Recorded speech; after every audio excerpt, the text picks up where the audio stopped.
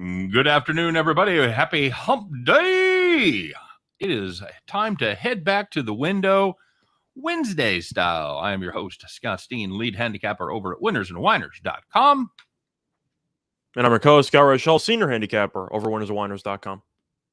And together, we do it every afternoon, 3 p.m. Eastern, 2 p.m. Central, as we help you head back to the window to cash those winning tickets. It's Wednesday, Scott. It's the day after solstice. It only is downhill from here. All the days will be getting longer from here on out. You excited about that? I'm excited the fact that it's already Wednesday. Okay. All right. What's that meme? Man, what a week. Captain, it's Wednesday. Oh, I thought you were going to say it's Wednesday, my dudes. That was also a meme for a bit. No, hey, I'll send that one to you later. Absolutely. T-Train in the house is good afternoon, everyone. My question today is this. For the first time in my 62 years, I really listened to the words of Jingle Bell Rock. What is a jingle whore? Jingle bell, jingle bell, jingle bell. Jingle bells. Okay, now I'm gonna have to listen to that fucking song. Thanks, Tony. Appreciate it. Now I'm gonna have to do some Jingle Bell Rock here this afternoon. James S is in the house, looking good, bro. No homo. Thank you, man. Appreciate it. This is my this is the I don't know what day we are on of the shirt event calendar, but this is my shirt of the day from the wife. You guys are regular listeners. You know, my wife's been giving me shirts for about a week now for Christmas, so it's pretty cool. Michael Hall in the house. Brad Crawford, what up? Said nice winner on the Eagles last night. Thank you, Philly. Didn't mess with the under. Can't bet under 40 points. I get the logic there. It certainly didn't pay off yesterday. That it really fell apart once the questionable PI was called against Philly on that 3rd and 7 because Washington was doing nothing for about 2.5 quarters. Underthrown deep ball. You know this story before. They throw a questionable flag. 37 yards. Washington scores a touchdown anyway on the drive. If they punted there, we would have had a shot. I wouldn't have said we would have been a lock to cash or anything, but that definitely blew a decent amount of our chances. We'd have been a lot more of a shot than we without those 37 yards. Scott, nice and clean shaven. Well done, buddy. Thank you. No 2 o'clock shadow. Very good. Ryan Page says UTSA screwed me last night. Me. Yeah, absolutely. They started. Well, that was off the so thing, well. though. We've said it before. When we're doing bowl previews several days in advance, you're not going to have all the information. And when UTSA's best player, the day after we make the video, opts out of the bowl game, then we obviously liked UTSA a lot less than we did in the video. Yeah, that's why we really didn't hammer on UTSA too much on the show yesterday. Just without Sincere McCormick in the first couple drives, it was like, Sincere who? No problem at all. But yeah, that didn't hold up. It was really the defense, because when you give up 38 points to San Diego State, that kind of just sums up how bad the defense actually performed. They couldn't get a stop. And that was surprising, because that had been a pretty good defense, especially against the run throughout the season. So San Diego State, they righted the ship, man. That's a team that can play with anybody in the country when they're right, and they can lose to anybody just about when they're wrong. So IUPUI team total under 51.5, and they hit a meaningless free throw down. Oh yeah, that was the IUPUI thing. The rest in peace, the IUPUI unders, because that ended up 132 last night, I think, Scott. Well, that's so you know, though, that IUPUI still has potential for the unders, because the game went over by like 20 points, and yet the team total went over by a half on a meaningless free throw. So they didn't exactly contribute much to that over, you know? No, you just expected a better, and I knew better because I took it as a premium play. And, you know, I'd spent, like, we'd been hammering this, and I'd spent the last three times talking about all their offensive inabilities. So I talked yesterday about how good they were on defense. Now they're underrated as a defensive team. Of course, they go out and give up 80. So I take all the blame for that one, guys. Whether it's unders or whether you're taking the other team minus the points, I think taking the spread might be the points, because you might have to start giving IUPUI, or not even start, just give them the William and Mary treatment. Because both those teams don't really cover against anybody. And by the way, I started my day with a nice premium win as we faded William and Mary, and that's Hasn't been a bad strategy yet this year, and it wasn't again today. So that's an awful team. My God. Ryan Page says I put it big on Army tonight. It's really no secret where I stand on this game. If you guys have read our confidence contest at all that we're doing over at Winners and Whiners, I have this rated as my number one game, and that was at Army minus 3.5 before all the opt-outs, injuries, just straight sit downs for Mizzou that they're doing with Connor Bazelak. So that was when Beatty wasn't going to be there, and that was when Carlos, the defensive back, leading tackler, defensive captain, he's out too. Montez Manuel. Yeah. What's that? I said Montez. Yeah, Montez Manuel. Sorry. Yeah. So anyway, Cavaliers win the Central plus 1,500. I know Scott would love that because he's got a little piece of Cavaliers coach for Coach of the Year, right? No, I got the opposite. I got. You need him. That's right. I got Kerr and Monty Williams to win Coach of the Year. Right now, Bickerstaff's my biggest nemesis towards cashing a decent payday. But for Cleveland tonight and just in general, I have a hard time taking them right now because of the COVID issues they have.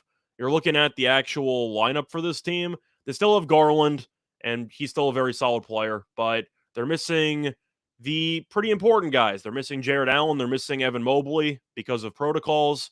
So that's why Cleveland is a big underdog tonight against Boston. They can still cover potentially because Boston's not very good, and Boston's also missing some players. But I'm not going to exactly sprint to the window to take Cleveland when they're missing the main reason why they've been good, which is their post defense. Because when you're missing your two best shot blockers and you have Kevin Love as your replacement big man, I do think that Boston's going to get a lot of, let's just say, makeable shots by the rim. And Kevin Love is questionable for this one, so it's possible he might not even play. They may not even have Kevin Love. So just as far as winning, and they don't have Ed Davis either, by the way. So they're missing their third string center as well. So they really don't have any centers of any kind. No, absolutely true. JC Stone says everybody's an Army tonight. Ooh-ah!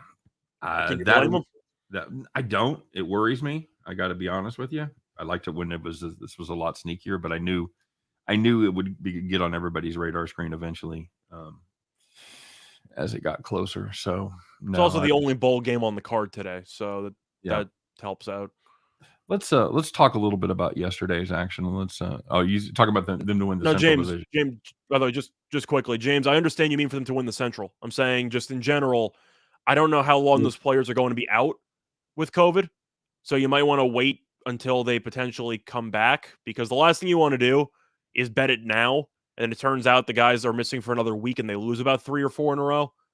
I would wait for them to I'd say right when they're about to return, and then you can bet it. But there is always the question mark of how long these guys are going to be out with COVID.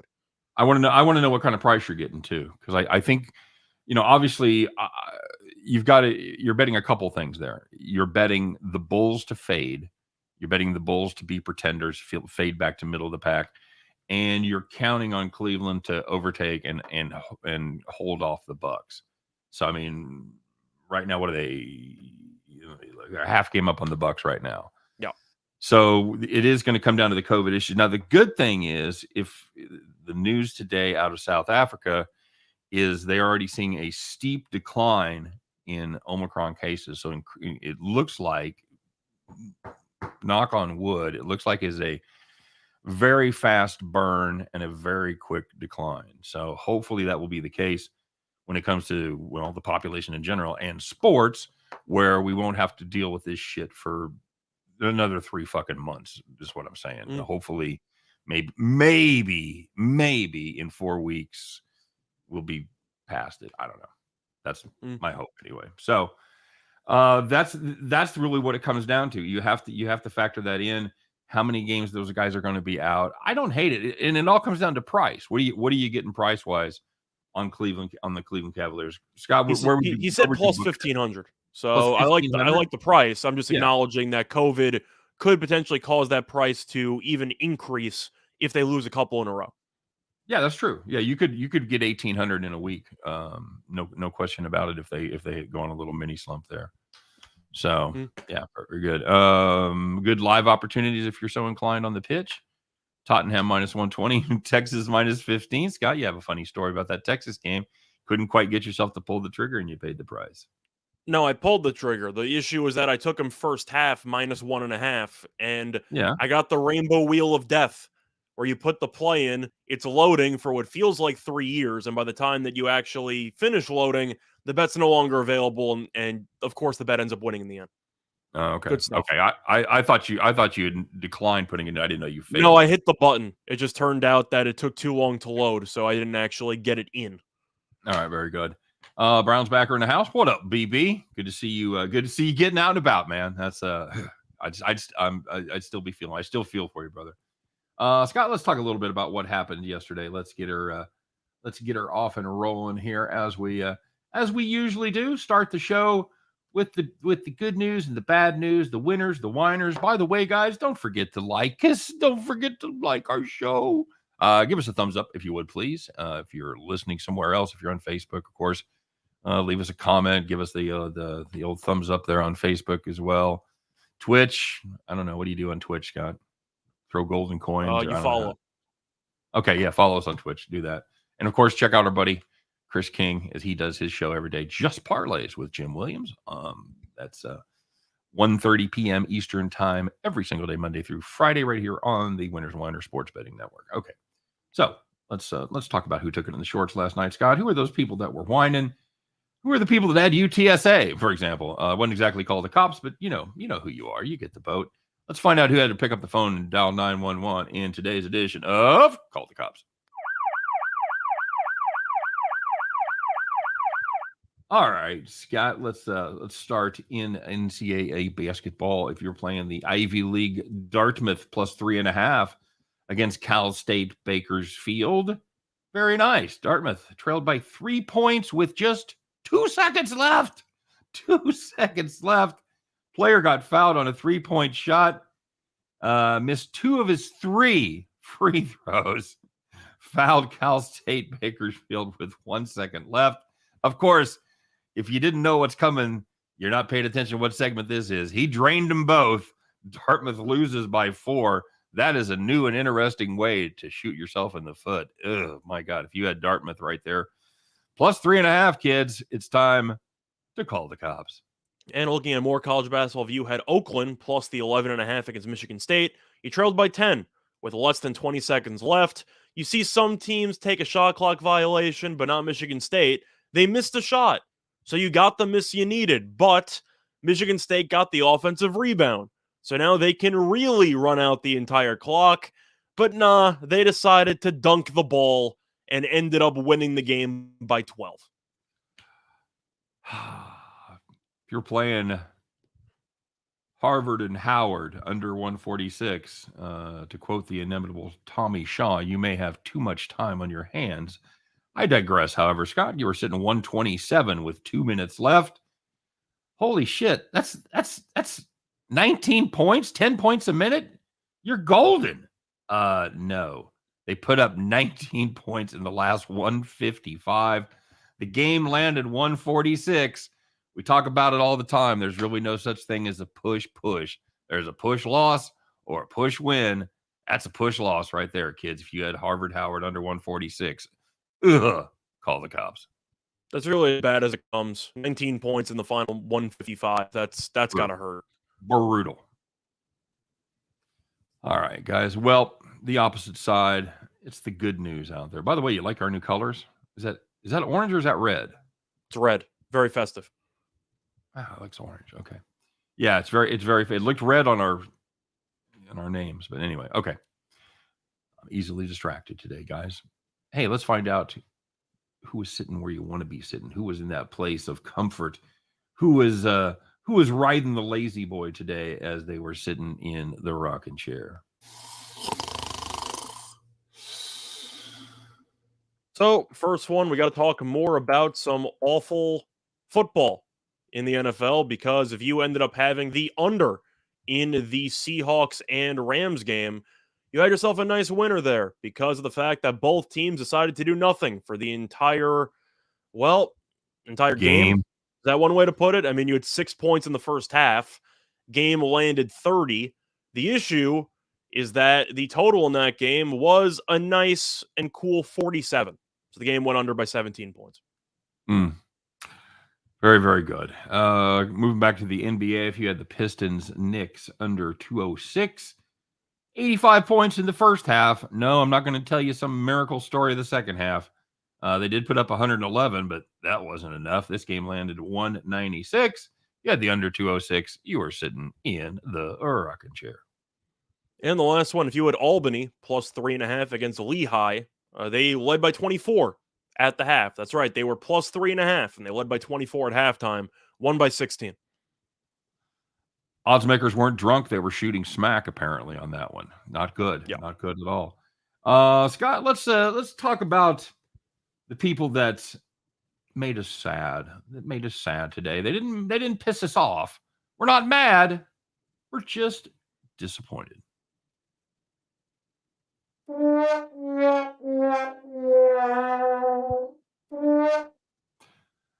right, I'll let you take this one, buddy. We haven't done one in a couple of days. Go ahead.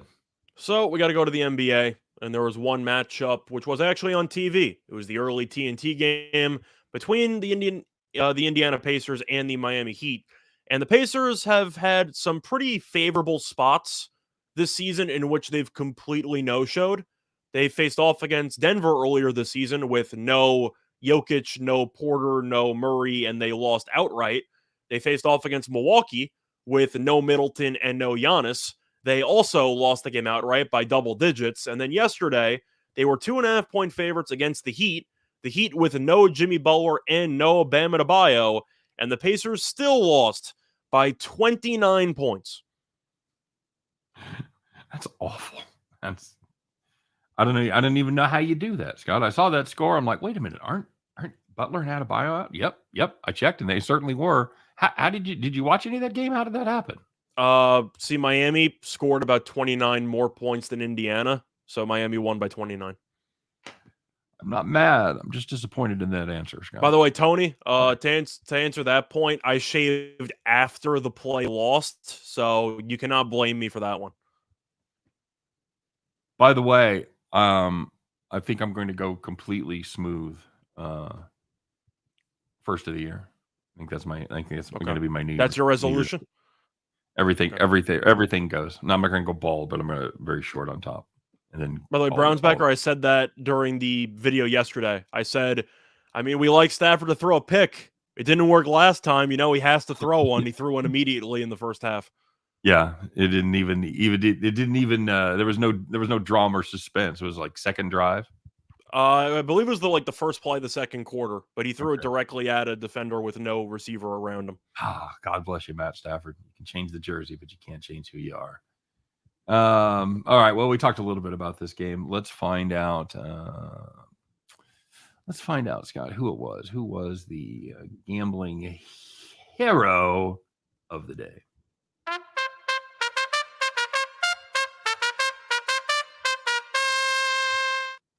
All right, so we talked about this UTSA game. San Diego State quarterback Lucas Johnson. When we did our preview, we talked a lot about Frank. We didn't talk about Lucas too much. I thought Brookshire might start. San Diego State's been rotating quarterbacks all year long. Yeah. Brookshire, in fact, started the last game. Started their last game of the season, right? Yeah, he's awful, but I thought that he was going to play because he had played the conference title game. Yeah, they've both been awful. But Johnson, not awful yesterday, again, against a good Roadrunners defense that just didn't show up. Johnson at 333 yards passing, 3 touchdowns through the air, 1 touchdown on the ground. As we mentioned, San Diego State wins over the UTSA by 14. San Diego State was a 3-point favorite in that one. 11-point cover. Congratulations, Lucas Johnson. I'm sure you'll receive many awards and have already throughout your illustrious career. But I'm sure this one will have a very special place because you are our gambling hero of the day. Well, he's also a senior, so this was the final game of his career with San Diego State. I don't think he could have played any better. That's about as good as you'll ever see a San Diego State quarterback play. Well, probably true. Maybe someday. Someday. But, Magellan Sports says to the G League. Okay, yeah, with the Pacers. So the Pacers should go,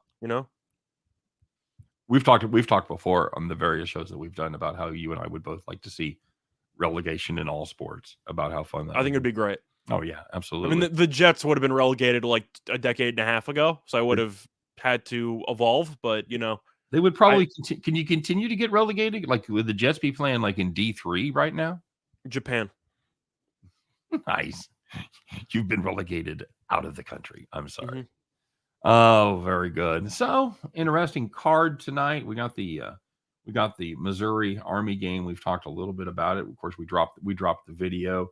I guess the update there, Mizzou missing all three captains, missing Tyler Beatty, who's, I don't know, you say this a lot, like maybe one of the best running backs you've never heard of. Fourth in the nation, third in the nation, rushing 1,600 yards, 6.1 yards. When you lead the SEC in rushing yards and you play at Missouri, I think that's a testament to how good you actually are. Yeah, especially behind a pretty average Mizzou line. Wasn't a great O line. Certainly wasn't a great line for Bazelak. Mm-hmm. But yeah, it's going to be hard to replace him. We saw what happened with UTSA yesterday when Sincere McCormick was out, and they tried to replace him. It didn't go well. So Jets would be 3-8 in D3. Magellan Sports speaks the truth, Scott. I'm sorry. It is. Do they have draft picks in D3? Yes, but you can only choose NAIA players. You can only draft players below your level. So, yeah, good times. I saw a lot of NAIA football when my daughter was in college, and all those guys play NAIA football. They all think they're going to the NFL. They all think there's a path to the league, even though like I'm trying to think what the percentage of NAIA players to make it like less, like 0.1. Oh God, in the NFL? Yeah, 0.1. No, is that even too high? No, that's way too high. That would be 1 out of 1,000. Yeah, no way do 1 out of 1,000 NAIA players go to the NFL. I'd say maybe add another decimal. 0.01. I think that's closer. I think 1 in 10,000. I think is probably getting closer. But it was, it was funny. You'd have all the, these guys are like 6'2", 240 playing right tackle. Like, I'm ready to go to the league. Like, you are not ready. I'm sure you're ready to go to the league. They're just not ready for you. The league is definitely not ready for you. So, Mizzou, what do you like for the total there? I told you my play of the day is I've got Army money line in the over. I think Army could put up 42 by themselves. I think we'll get a little something out of them. Because we both like Army in this game. I had Army -6.5 as my play of the day. I said on air, Army should score at least half of their drives, or on at least half of their drives, and I was being modest. They should realistically score like at least 75%.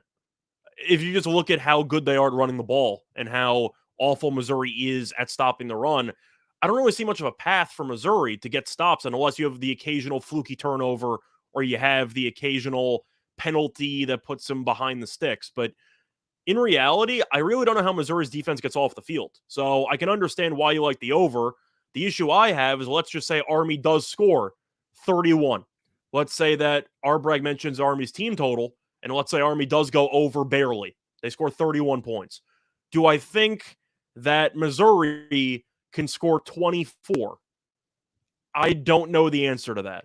So I feel like if you like the over, you should take the Army team total over instead.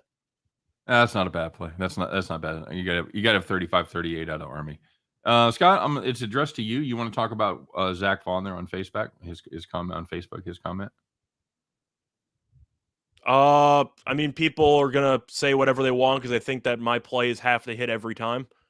I'm playing the odds. I'm finding value with what I can, and yeah, we've made money. So if you lose one occasionally, then it is what it is. But I won yesterday, so I don't really know why they're mad at me. But whatever happens. And you don't read or interact with your comment section a lot, do you? I do sometimes. I can't say that I do it all the time, but most of the time when I see a comment or something, it's some people either just commenting the opposite of what I picked, and I'm just like, all right, I don't really know what the point is of you clicking on the video if you're going to disagree with me anyway.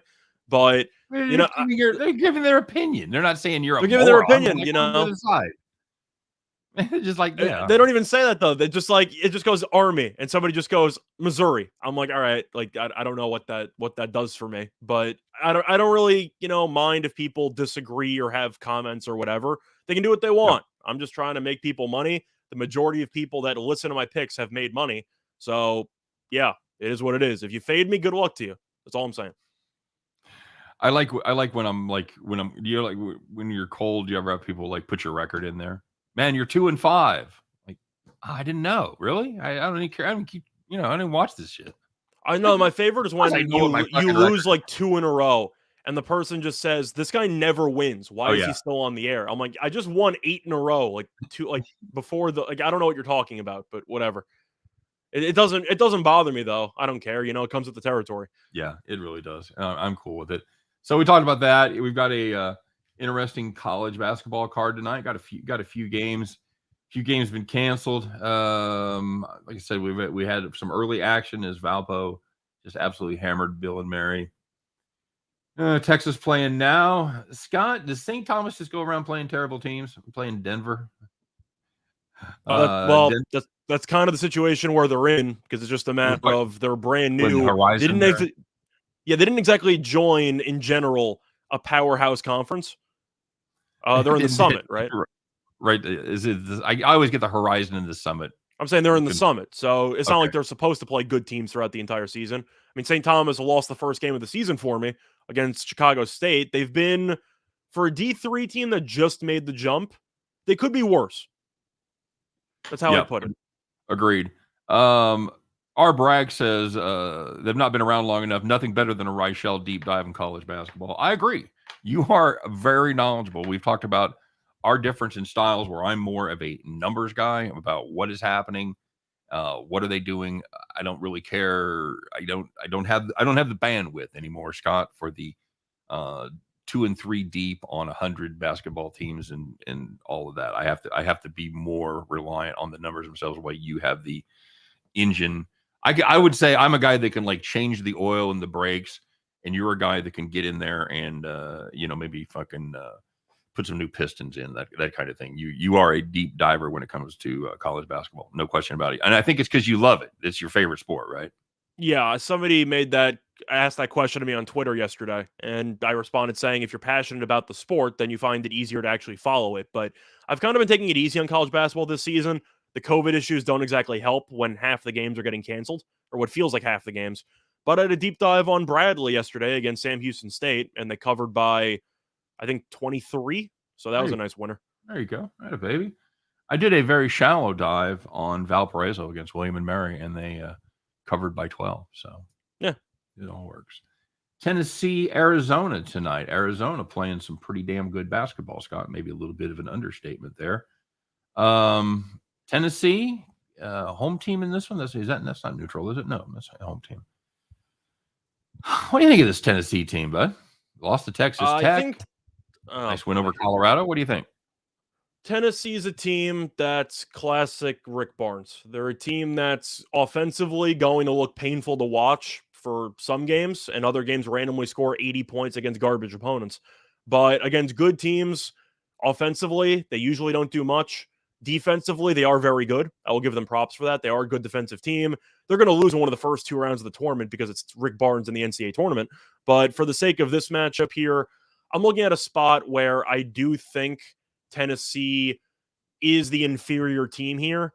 I really like Arizona, and we talked about them as soon as Arizona killed Michigan by what felt like 20-something points in that neutral site game a couple of weeks ago. But Arizona's really good. There's really not much else you need to say. I said they got a shot to win the Pac-12, but when you're averaging 91 points per game and you're giving up 62 points per game, give or take, and you're also averaging over 44 rebounds per game, you really are just stuffing the stat sheet in pretty much every area. And I do think Tennessee offensively just has significantly less firepower than Arizona. Now, the only thing that would be concerning would be the fact that, of course, it's taking place in Tennessee, and you have to wonder, with Tennessee being undefeated at home, if this is going to be one of those spots where you just back the home team because you expect them to put together an inspired performance. It's either Arizona or pass for me, though, because I do think Arizona is just that much better than Tennessee on a talent perspective. You? I worry that Tubelis, and I'm probably saying that wrong, is really kind of their kind of part of the twin towers there with Coloco. He's questionable for this one with a hand injury, so I kind of want to know his status before I'm willing to lay any kind of. Although Arizona catching here, They're catching 1, though. I know it was 2 on the overnight. It moved down a bit to 1. It wouldn't surprise me if this closes a pick 'em because I really just see a lot of money coming in on Arizona. I think you'll eventually get a little bit of sharp buyback on Tennessee because they are playing in their, of course, home stadium, and they've been really good there. So I do think that you might see a little bit of a potential buyback on Tennessee coming in late.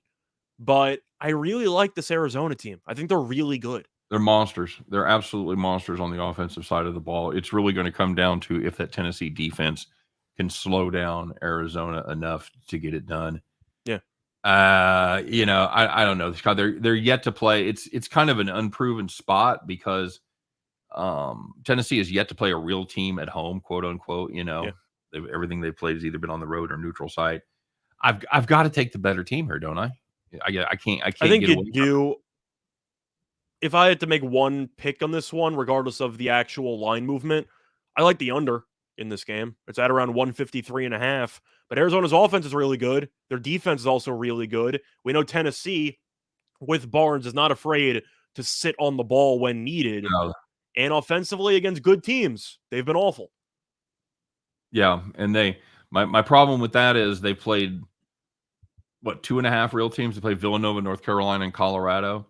They give up 71-72 to North Carolina and Villanova. They did hold Colorado on the road to 54. I'm not sure how good this Colorado team is at the end of the year. They started off well. I'm not sure that's a team that's going to have the stamina or the staying power to be where they are right now. So I don't know how good that 15-point win on the road is for Tennessee. Yeah, I'm with you. It's Arizona or pass. Yeah, I'm looking at the under, though. I don't think I'm going to catch much more than a point. If you want to bet Arizona, I would advise you to catch it now. Yeah, I'm looking at the under, though. I do believe that Tennessee's offense will struggle against the length of this Arizona team. So I do think you will see them, let's just say, force up a lot of questionable jump shots, which might not fall. But I do think this total seems a little bit high for Tennessee, don't you? I agree. Yeah, if it's going to be game flow. I think it's a great spot for a live play. I think you can watch 5 minutes of this and have a really good idea how it's going to go. It's a watch and enjoy. That's probably what it's going to be for me. Yeah, that's what it's going to be for me. But just looking at the line right now, I think Arizona and the under's the move. But if you want to take the home team though, -1, I don't mind it because of just the fact Tennessee's so good at home. But I can't do it. I know you'll be sitting at home betting Army touchdown drive props. Of course, Mizzou punt drive prop. The Mizzou punt I don't know about because at some point you're going to see a fake punt or something because they're really desperate, and that counts as a turnover. So I'm going to have to be a little bit hesitant on the Missouri drives, but Army should get into plus territory minimum every play, and they're not going to plus territory to kick field goals. Fair enough. I want to fade Nebraska Omaha tonight. Not exactly breaking news or a hot take. They are at home. They're catching 12.5. I don't give a shit. This defense is awful, just awful. Giving up 39.2% from downtown. Going up Western Illinois team that can score some points. Scott, they're very, very good. They're not bad. Distance they shoot 39%. No, they shoot 39% from 3-point land. 10-2 on the season, 7-3 against the number. It's hard to go wrong fading Uno, and I'm going to do it. Uno, though, has been okay against the number. So I guess that's the scariest part. But, yeah, they're not very good. They've been better against the number than they were earlier in the year. Western Illinois is a game I thought about maybe jumping into. At the end of the day, I didn't want to lay a double digits with this road team. But it's not because I have some respect for Uno. I think Western Illinois is actually a good team. They might have a shot to sneakily be a contender in their conference. We'll see. But I actually like that team. Offensively, they're really good. Yeah, they are. Yeah, I had them. I played the under in the Eastern Illinois game just because Eastern Illinois is so awful. But I got to watch a little bit of that game, and yeah, they're very good, and they do well against bad teams. They put up 97 against Central Michigan, beat Eastern Illinois by 71. Kind of struggled at Denver, which is weird, but Nebraska Omaha is on a whole different level of suck. Auburn. I saw somebody asking about that game. I got no thoughts. You have the Auburn off the court scandal stuff where Bruce Pearl, I believe, is still suspended, right? He's not going to be on the sideline for this game. That is my understanding, yes. So you have an interim coach, but Auburn's at home. We backed Murray State against Memphis because we didn't really like Memphis that much. Auburn's much better than that team. Do I want to lay 12 with Auburn? Not really. But do I want to receive 12 with a team that is really just outmatched at almost every position? No. So I'm staying away. I got no interest in this game. You? No. There's too much uncertainty for me. I can't do it. There's better opportunities on the board. I don't like to bet into turmoil. Hey, speaking of turmoil, and we'll talk about the Army. We'll talk about the Saturday NFL games probably tomorrow, but we'll touch on them here briefly if you want. But let's talk about Dustin Crum, Scott, because you pointed it out. You retweeted a tweet that talked about how he was absolutely ignored after scoring his touchdown there for Kent State. And starting quarterback. Starting quarterback. Sorry, little context. Yeah, starting quarterback for Kent State, and scored a touchdown. Nice little run. He gets one kind of a hip bump from an offensive lineman, and that was it, Scott. Nobody else really talked to him. And you have a theory. You've heard a story about what that might be about. There have been some rumors going around that the entire Kent State locker room hates the starting quarterback, Dustin Crum, because he, let's just say, lacked faith with regard to one of his teammates' girlfriends. So he allegedly was sleeping around with one of his teammates' girlfriends, and the locker room basically thinks he's a scumbag, and nobody celebrated a touchdown with the starting quarterback. At least that was my understanding. Absolutely brutal. Zach Vaughn says, I get that Alabama beat my Cougs, but with recent losses to Davis and Memphis, are they overrated? Yes. Alabama. I don't even know if it's yes or no anymore because I don't even know what they're rated right now. Well, if you still hold Alabama in high regard, then they're overrated. I thought Bama was going to struggle this year because they ended up losing a decent amount of their contributors last year, particularly on defense. When you lose Herbert Jones, who I know isn't a great offensive player, but he was their defensive anchor. I believe he might have won SEC Defensive Player of the Year last year. So when you lose him, I'm not surprised they've been struggling on the defensive end. Let's put it that way. Agreed. Nathan Cerner says, lost the farm and the pigs with the bet yesterday. Oh, man, that was like, we just lost a little piece of our holding. That's like what they take for taxes. We lost one piece of bacon. It's fine. We lost a little piece of fat back. It's okay. It's all right. Christmas Day games, Cleveland, Green Bay. By the way, we might have to do a brief announcement with regard to our schedule for the rest of the week. All right. We should do that. We are going to have our regular show tomorrow, and then we're going to do our NFL show probably on Friday at some point. We'll put our NFL show up, and then that'll be it till Monday, right? Well, of course, we're trying to end early. I know a lot of people want to celebrate the holidays, including you. It doesn't make a difference to me, so whatever works. You already had your 8 days of fun, right?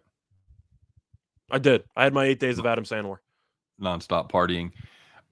So that'll be our schedule. Of course, we'll still be doing our bowl picks. We're still going to try to do those about 48 hours out.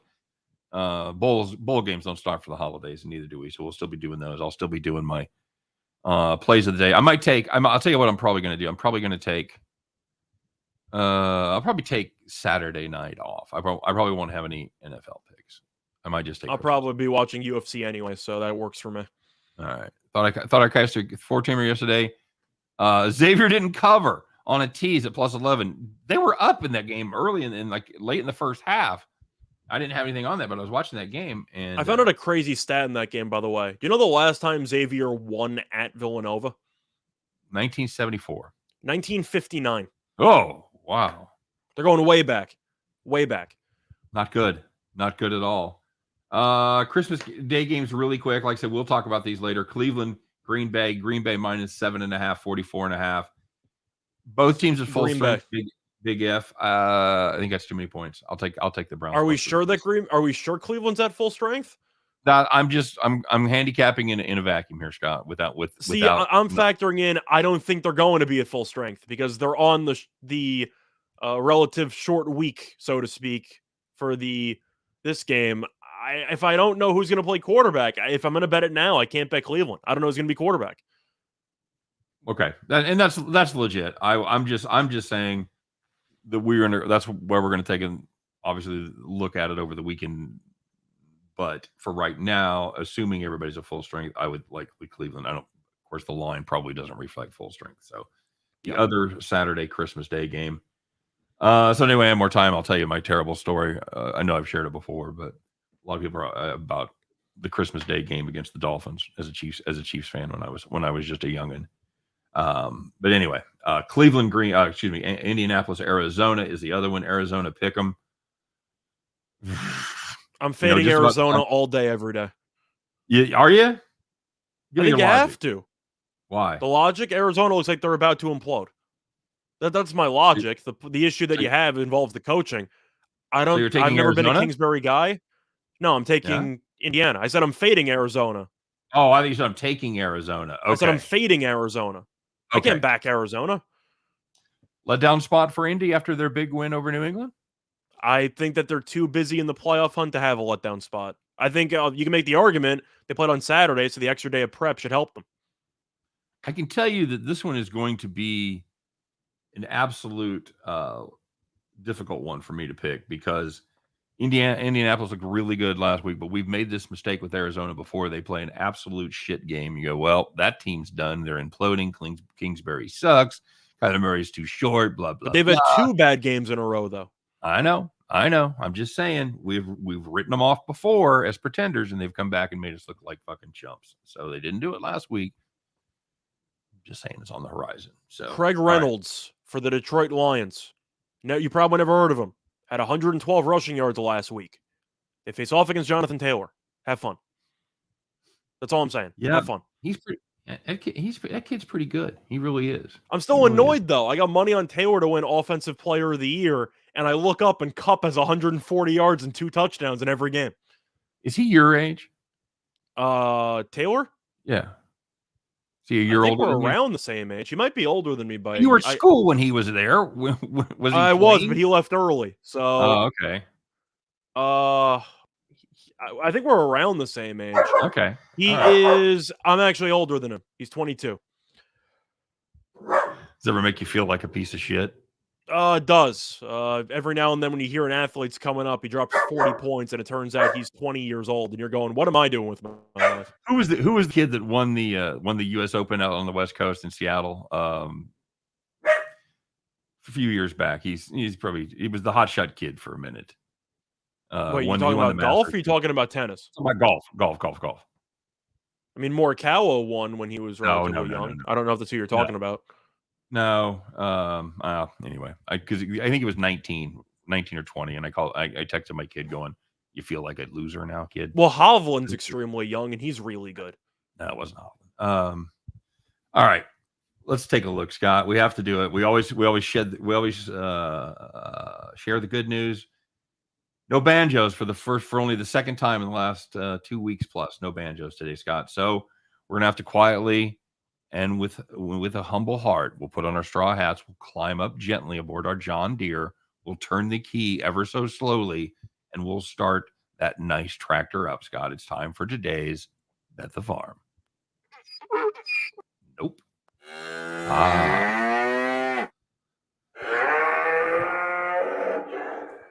Right barnyard, wrong animal. Well, Scott, we had our streak stopped yesterday.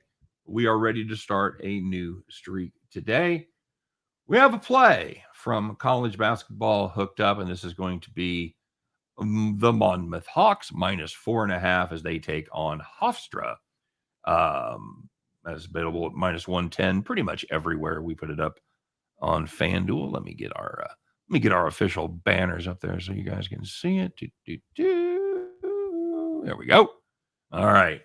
No, that's the wrong play. What's that? That was yesterday's play. I not plug in? I plug in all the facts and not plug. Okay, well, it's going to be Monmouth minus 4.5. Everybody, write it down. Deal with it. Sorry, guys. They're playing Hofstra. Hofstra, not good on the highway, just 1-5 against the number on the road. Monmouth plays very good defense, especially at home. And overall, they're 38.7 allowed from the field, 29.5 from three-point land. As you know, anytime you're holding the team, holding your opposition to under 30, that's something you want to concentrate on as far as matchup goes with three-point shooting teams. And finally, Monmouth, good offensive team, especially at home, averaging 80 points per game. They are 10-2 overall straight up. And as you no doubt were aware, being very, very attentive sports bettors, they're 12-0 against the number. How are we gonna fade that, Scott? Answer: we're not. We're taking Monmouth minus the 4.5 as they entertain Hofstra at home, and that is going to be our Bet the Farm play. Plus, Hofstra is entering this game following an impressive win against Arkansas. I do wonder if this is a pretty bad letdown spot for them, where they ended up beating a team that most people didn't expect them to beat. Now they travel on the road. They've been awful on the road all year long. It would not surprise me if they really come out flat following that upset win the game prior. Yep, absolutely true. And of course, that was sort of a neutral site game. It was played in Arkansas. It wasn't played as a home game for the Razorbacks, but it was a good performance. I think there is a natural letdown there. So yeah, again, 12-0. I don't think we stop the streak. We think we start a new one here on Bet the Farm. That's going to do it for the Hump Day Show. As always, thanks for stopping by. We appreciate it. We want to wish you nothing but the best on all your plays. Couldn't wait for another 30 seconds, really. I'm Scott Steen. He is Scott Reichel. You guys have a great week. Let's get back here and do it all again tomorrow. As once again, Scott and I will guide you through the path and help you to head back to the window. Take care, everybody.